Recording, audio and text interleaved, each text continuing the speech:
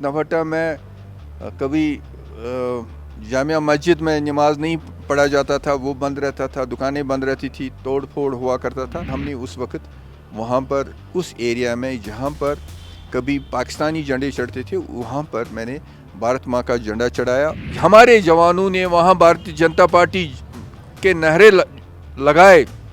वो मैडम दूसरे एक छोटी सी गली से निकल गई और उसको वो बाल बाल बच गई, वो गिरने लगी थी, फिर उसको बचाया गया था, पुलिस ने उसको वहाँ पर उठाया। अब नया दौर है, मोदी जी का दौर है, मोदी जी का युग है। 89 आ गया तो यहाँ से ही सबसे ज़्यादा पलायन यहाँ से ही हुआ।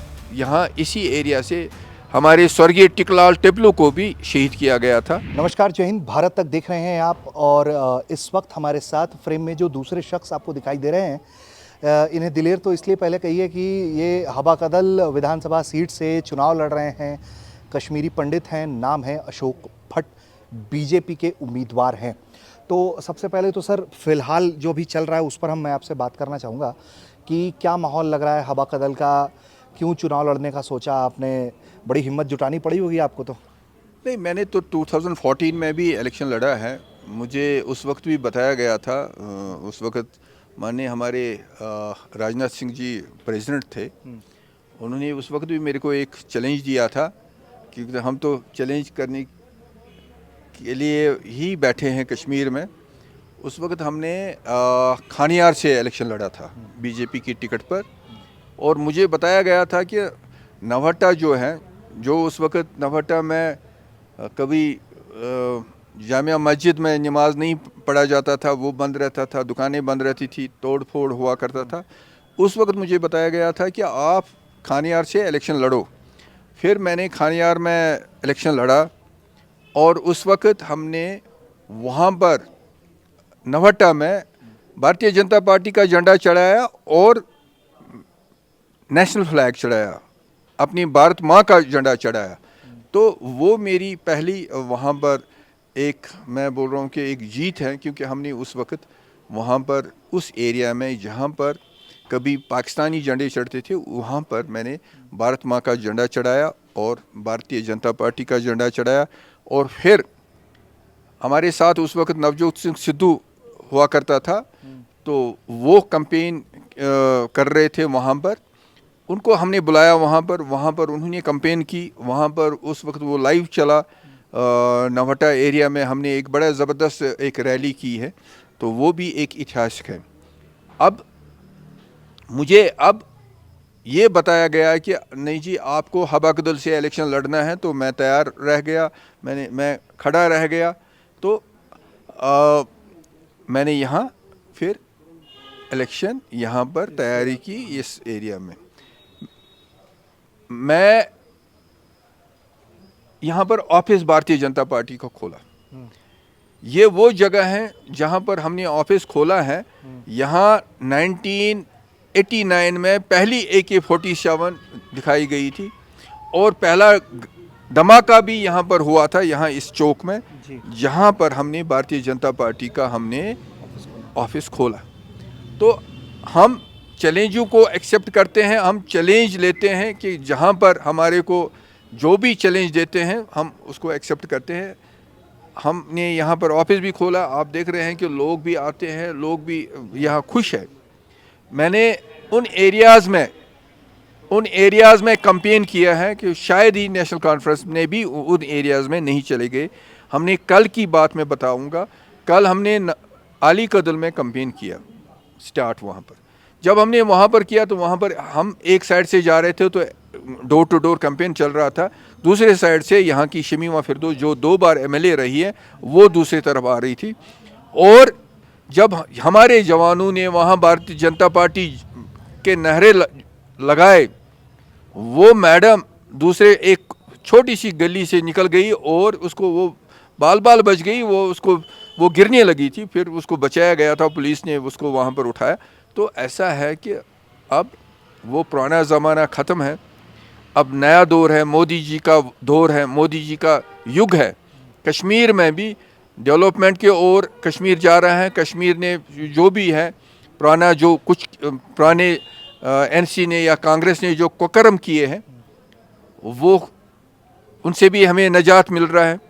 हमने यहाँ पर सिर्फ और सिर्फ डेवलपमेंट की ओर हम उसकी राजनीति कर रहे हैं। हम इनको बोल रहे हैं कि हम यहाँ पर क्या करने वाले हैं और हमने इन 10 सालों में क्या किया कश्मीर के लिए, खासकर इस कॉन्स्टिट्यूंसी के लिए।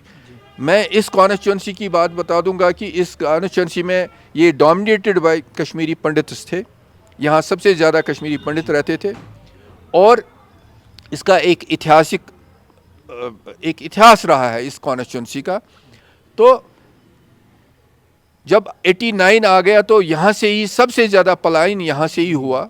यहाँ इसी एरिया से हमारे स्वर्गीय टिकलाल टिपलू को भी शहीद किया गया था।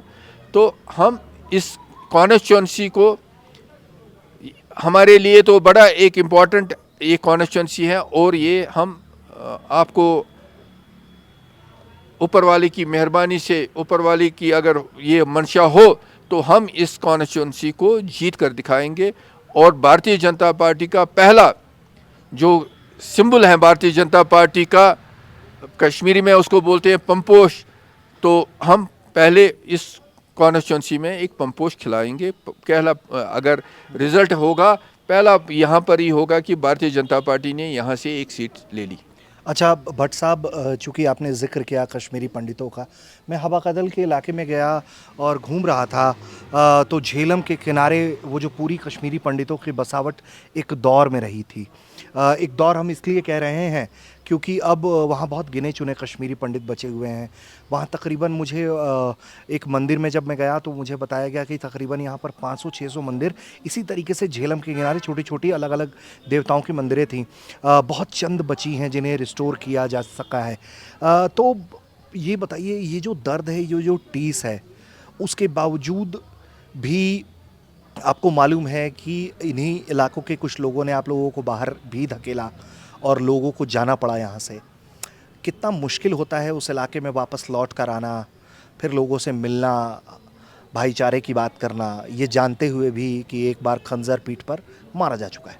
नहीं, दर्द तो होता है। मतलब जब हम जाते हैं इस एरिया में, जब हम छोटे हुआ करते थे, फिर हम यहाँ नदी में, ये नदी भी उस वक्त, ये दरिया झेलम भी बड़ी खूबसूरत हुआ करती थी, पानी साफ़ हुआ करता था, उसमें हम नहाते थे, वो एक दौर था। तो लेकिन अब जो वक्त जो बदल गया है कि अगर हम देखेंगे आज यहाँ का कश्मीरी मुस्लिम भी, उसने भी परेशानियाँ उठाई हैं, इसमें शक नहीं है। वो भी जितना हमने किया है, हमने अपने घर बार छोड़े, वो तो एक है कि मातृभूमि अपनी छोड़नी, तो वो पता है कि जो मातृभूमि छोड़ता है उसको, उसके लिए क्या होता है। लेकिन यहाँ के मुसलमान अवाम, उनको भी दर्द पहुँचा है। ऐसा नहीं है कि उनको भी ये है कि जो हमारा भाईचारा हुआ करता था वो बड़ा एक अच्छा भाईचारा हुआ करता था, लेकिन कुछ जो कि हमारे यहाँ अलगावाद था, यहाँ सेपरेटिस्ट थे, उन्होंने ये जो काम किया, या पाकिस्तान के इशारे पर किया या दूसरे इशारों पर किया है, हमारे को बाहर किया है। हम यही कामना करते हैं कि जो पहला 88 में या 87 से जो पहले दौर था यहाँ पर, वही आए। हम आपस में भाईचारा जो पहले हुआ करता था वही आए।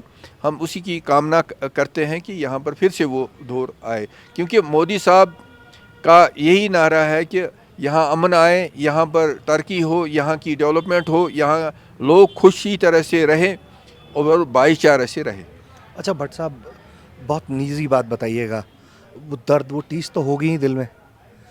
वापस आपने सोचा है कि अगर मैं जीतूंगा, क्योंकि हर कोई सोचता है बात कि मैं जीतने के बाद क्या करूंगा, कैसे करूंगा, तो क्या जीतने के बाद आपके प्लान में है कि कम से कम हवा का दल को उसका वो पुराना दौर आप लौटा कर दें जहां कश्मीरी पंडितों की संख्या बहुतायत हुआ करती थी? देखिए, हम तो यही चाहेंगे कि जो भी यहाँ पर पहले ट्रेडिशन हुआ करता था, यहाँ पर जो भी हमारे अपने मंदिरों की जिक्र की हैं, उनको रिवाइव करना है। उन मंदिरों को जो कि ख़राब किया गया है, कुछ को जलाया गया है, उनको ठीक करना है। ये पहली प्रायोरिटी होगी भारतीय जनता, मेरी प्रायोरिटी होगी।